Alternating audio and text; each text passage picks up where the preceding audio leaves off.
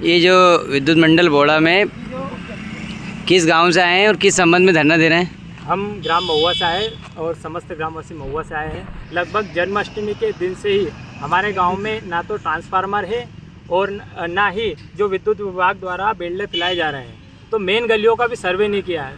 तो हमने सुपरवाइजर साहब को भी लगभग 1 महीने से अवगत करा गए और 3 त्यौहार निकल गए। एक तो जन्माष्टमी निकल गई, उसके बाद गणेश चतुर्थी निकल गई, अब तीसरा त्यौहार आ गया है नवरात्रि का, जिसमें हम झांकियाँ बनाते हैं, सभी बनाते हैं। तो पूरे गांव में अंधेरा 1 महीने से पड़ा हुआ है।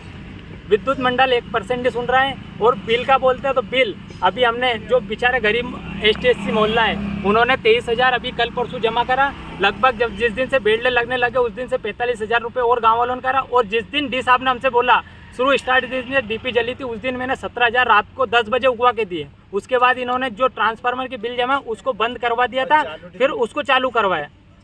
बाकी अभी तक प्रॉपर नहीं चल पा रही, तो इनकी ऐसी लापरवाही चल रही है। सुपरवाइजर साहब को हमने रोज दिन लगभग 1 महीने से अवगत कर रहा हूँ। अब मैं गांव का प्रतिनिधि होते हुए मेरे से गांव वाले आके गएंगे तो हम क्या करेंगे? जब प्रतिनिधि की नहीं सुन रहे हैं तो अब क्या कर सके?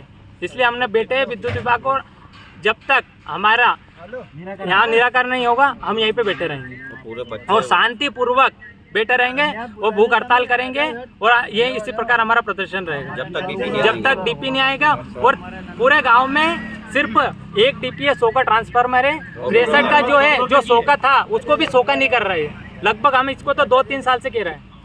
इस संबंध में विद्युत मंडल और या किसी संबंधित विभाग को आपने सूचना करी धरना प्रदर्शन की? विद्युत मंडल को हमने मैंने सुबह ही सर को अवगत करा दिया गया है प्रदर्शन के लिए कि सर हम बैठेंगे।